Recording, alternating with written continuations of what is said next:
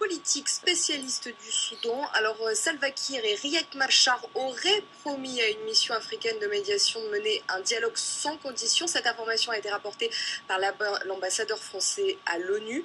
Est-ce qu'un dialogue est vraiment possible entre ces deux hommes ? Écoutez, ça va être difficile. C'est une information que je n'avais pas qui vient de sortir.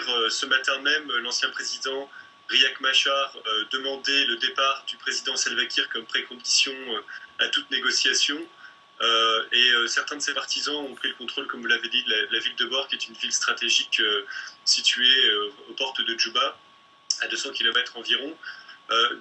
Quel que soit l'état des négociations à l'heure actuelle, la situation sur le terrain est très préoccupante, puisque c'est l'armée sud-soudanaise qui se désintègre. Nous avons des informations comme quoi les soldats Nuer, donc de l'ethnie de l'ancien vice-président, ont commencé à faire défection et à rejoindre les rangs des mutins. Dans d'autres endroits où les soldats Nuer sont majoritaires, ce sont les soldats Dinka, donc de l'ethnie du président, qui se sont réfugiés dans les bases de l'ONU par crainte de représailles ethniques. Donc la situation est très préoccupante. Justement, l'ONU a décidé de retirer certains de son personnel. Le Royaume-Uni, les États-Unis en font de même. D'autres pourraient souvent suivre, preuve qu'en effet la situation est très préoccupante sur le terrain. Oui, écoutez, en plus des combats à bord, il y a eu des affrontements qui ont eu lieu aujourd'hui et hier dans l'État d'unité, donc qui est autour des champs pétroliers dans le nord du pays.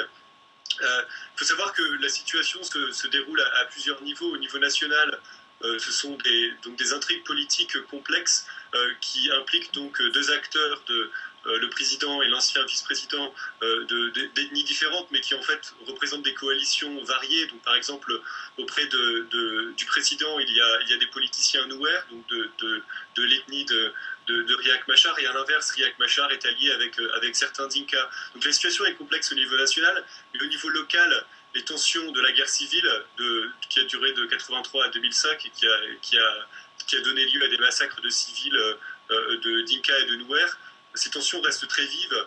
Et par conséquent, le manque d'informations sur ce qui se passe réellement à Djouba fait que les choses se cristallisent de manière autour de la grille de lecture ethnique très rapidement. Et donc, quel que soit l'accord qui pourrait avoir lieu, la situation sur le terrain va rester très, très intense et très tendue dans les jours et dans les semaines qui viennent. Rapidement, est-ce qu'on peut craindre justement une nouvelle guerre civile ?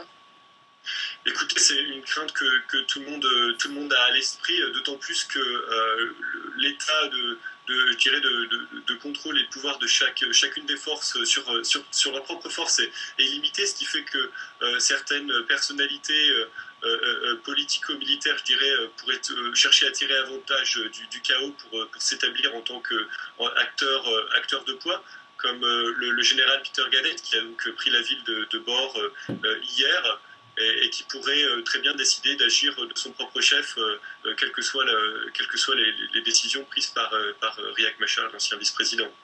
Merci beaucoup Jean-Baptiste Galopin d'avoir été avec nous et d'avoir répondu à nos questions.